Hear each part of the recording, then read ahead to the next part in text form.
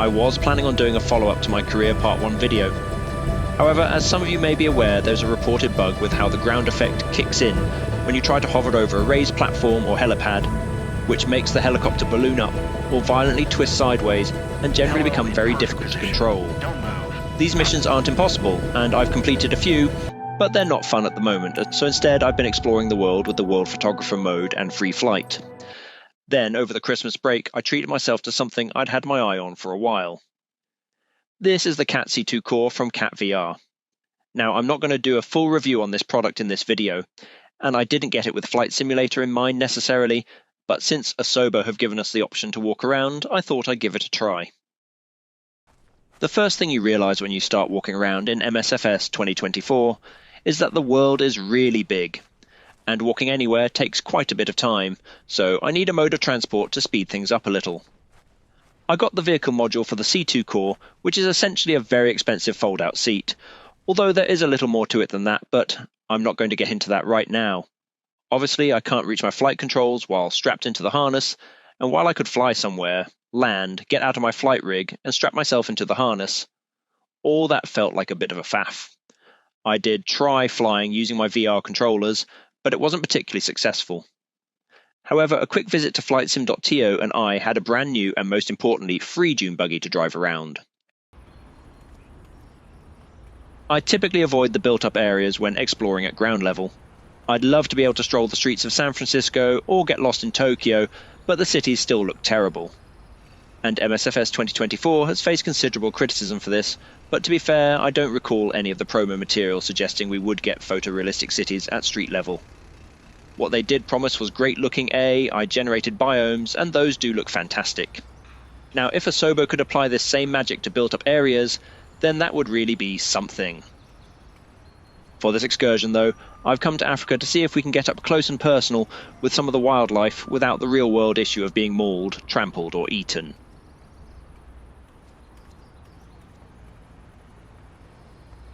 There is a problem with drivable vehicles in MSFS 2024, as there was in 2020. The problem is that this is a flight simulator, and the ability to drive vehicles is really just an extension of the ability to taxi a plane. In this case, the plane is designed to not fly, so it only ever stays on the ground. As you're not really expected to taxi a plane for long distances outside of an airfield, then occasionally the ground physics goes a bit weird and you get flipped up in the air, or bits of the ground don't quite match up right. For this reason, I've turned crash damage off. But if you slow down for the cracks in the road and avoid dense vegetation, you're usually okay.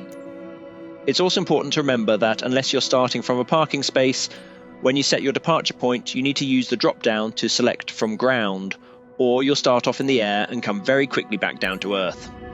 For this reason, you're currently unable to use drivable vehicles in World Photographer mode because you can't select to start from the ground and you don't appear to be able to turn off crash damage, which means your flight is over pretty quickly. You also want to be quite selective about your starting position. If you start on the side of a mountain or in dense vegetation, you're going to have difficulties. Try to find a road or a big flat area of ground. I'm selecting this area because the World Photographer map suggested I should find some giraffes and other wildlife. And here we are in Africa, the Etosha National Park in Nambia to be precise, and behind me is my ride. What a glorious machine. But before we take it for a spin, let's just take a little stroll in the immediate area to test out the treadmill. You can walk backwards and strafe sideways, although it's admittedly a bit awkward. But look at this scenery. You really can convince yourself that you're standing on a road in the middle of Africa. And the heat being pumped out by my GPU even provides a convincing temperature element to the environment. Okay, let's try walking. It actually works really well. If you've tried walking around in VR in MSFS 2024 using standard controls, you've probably found your walk direction follows where you look. This feels really unnatural and awkward to me, as it makes it hard to walk around something while you look at it. However, with the Cat VR treadmill, my head and body direction are independent of each other, so I can move around much more naturally. Okay, let's go back to the car.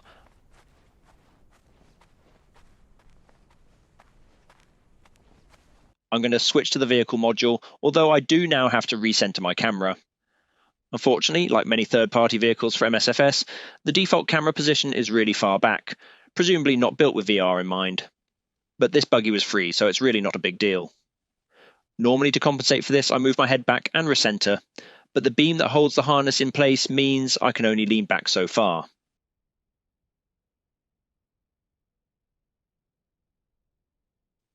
However, the control switches are also tiny, and I can't read what they do.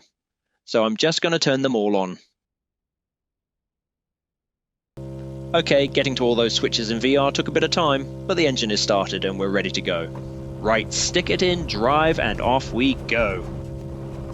Unfortunately, I've not found a way to go into reverse, so if you get stuck on something, that's pretty much game over. Obviously, the other traffic on the road was only really intended to be seen from above, ideally at no less than a couple of 100 feet. On the plus side, you can't crash into them.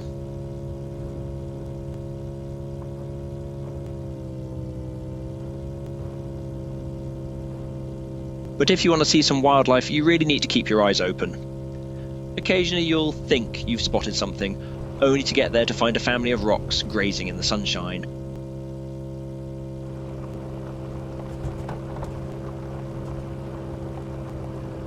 I think if we're going to find anything, we're going to have to go off-road. Most small bushes you can drive straight through, but rocks can send you flying up in the air if you hit them too fast, and going too close to trees causes real problems. And I think I may have spotted something off in the distance. Okay, I'm going to park it here and carry on foot in the hopes of not scaring the animals straight away. Just stick it in park and switch off the ignition.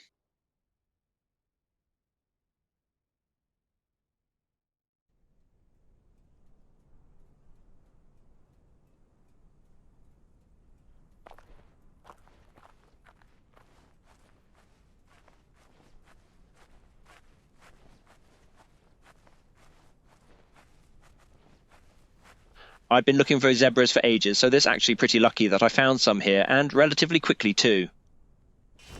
Sometimes I can wander around for ages and not see anything. Much like real wild animals, if you want to see them close up, you're best off using the camera mode as they'll run away if you get too close.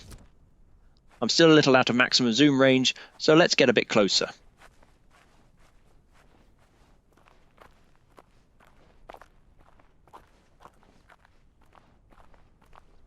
I could hide behind these bushes, not sure it'll really make a difference. But look at the detail on these leaves, it's awesome, and this isn't even on Ultra, this is on High using an RTX 3090. Yes, I need a new GPU. Now I want to be careful not to spook them, or they'll all run away and I don't want to have to run after them.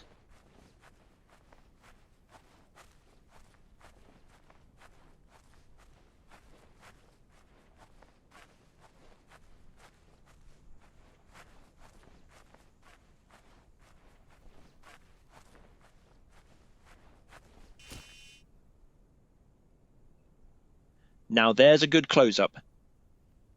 Hang on, is that a rhino? It is.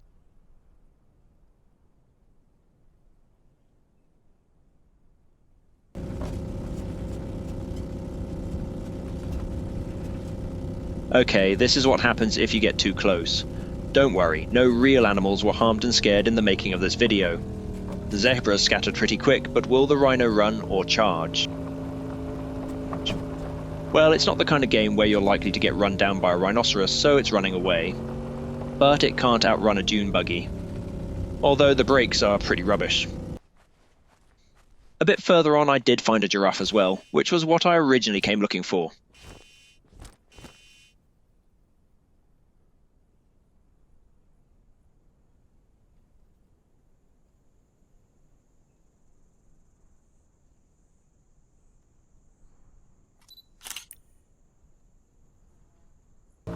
We got something else up here.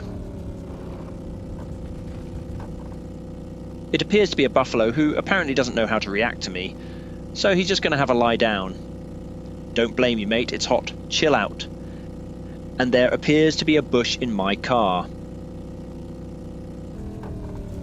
Now let's explore what happens if we get too close to the trees.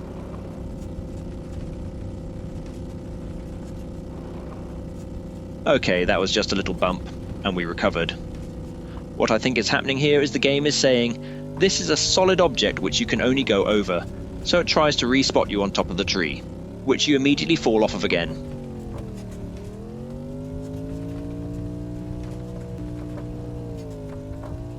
What happens if we try to stop on top of one though? You just get stuck in a loop, falling and respotting until eventually you crash.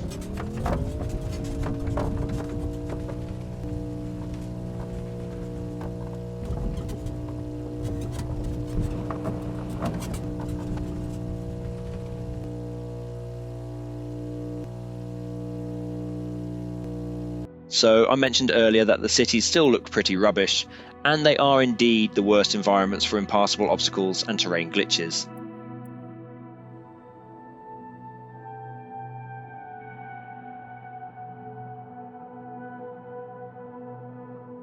To demonstrate this, I'm going to head to London and start on the road near the Tower of London.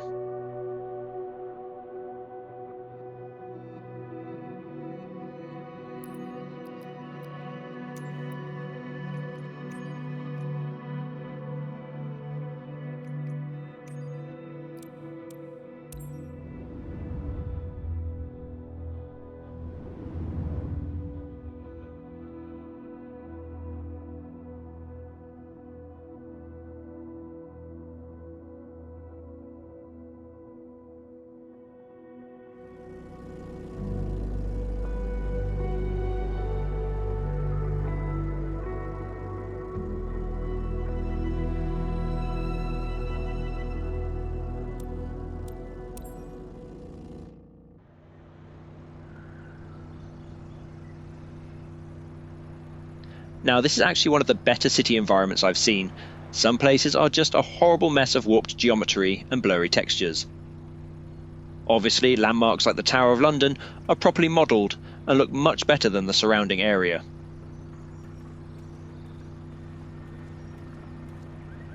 But you also get these random bits of geometry floating around.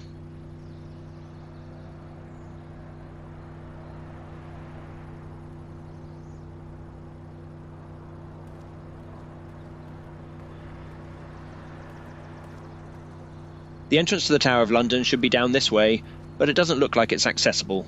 So let's hit the roads and take a look around.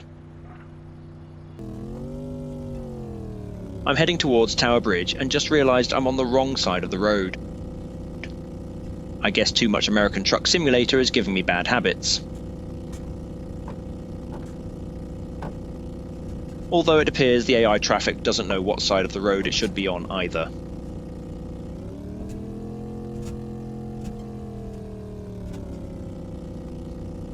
There's Tower Bridge up ahead, but it doesn't look like I can get onto it.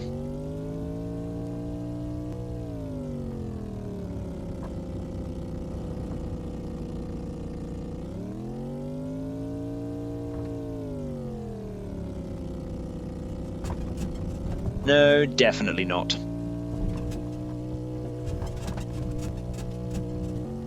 Okay, I've restarted and I'm just having a little drive around, and as you can see, everything still has that kind of melted, post-apocalyptic look about it.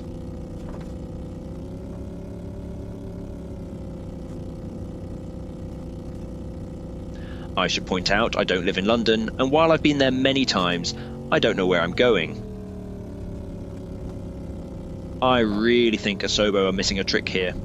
Yes, I get that this is a flight simulator, and if you have crazy levels of detail in a built-up area, it's going to mess up the frame rate when you fly over it. But you could make it so it only renders if you're, say, below 50 feet off the ground, and while I know there are a lot of users who no doubt think it'd be a waste of time, there are also a lot who I think would get some real fun out of it, not just for driving, but low-altitude exploring in helicopters and other VTOL aircraft like the Astro 1. Okay, we're heading down towards the river, and there's a big shiny building ahead of me, which I think is Blackfriars. And there's a big dip in the road, but we're still going.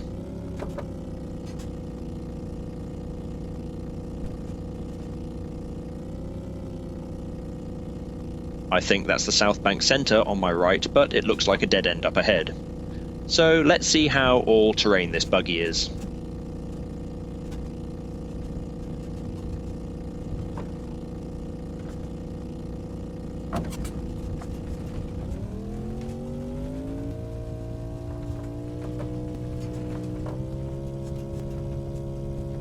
Wow, the Thames is shallower than I thought. This has to be the smoothest driving in the city.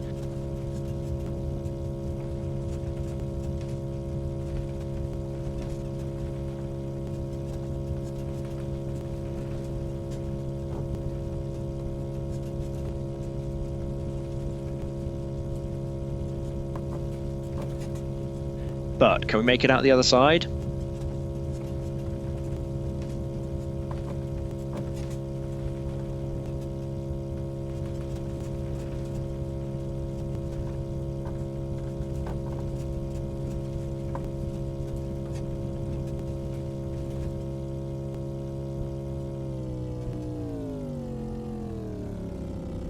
Okay, we made it. But I don't think I've stopped with enough room to turn in, and I can't reverse. This could be a problem.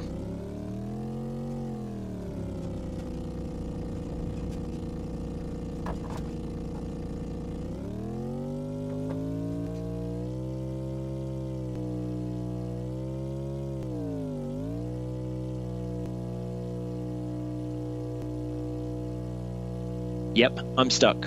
Well, that seems like a good place to wrap up the video.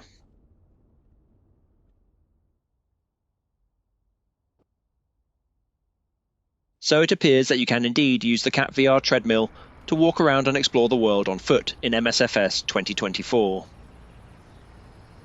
Remote rural areas work well as long as you stay away from trees.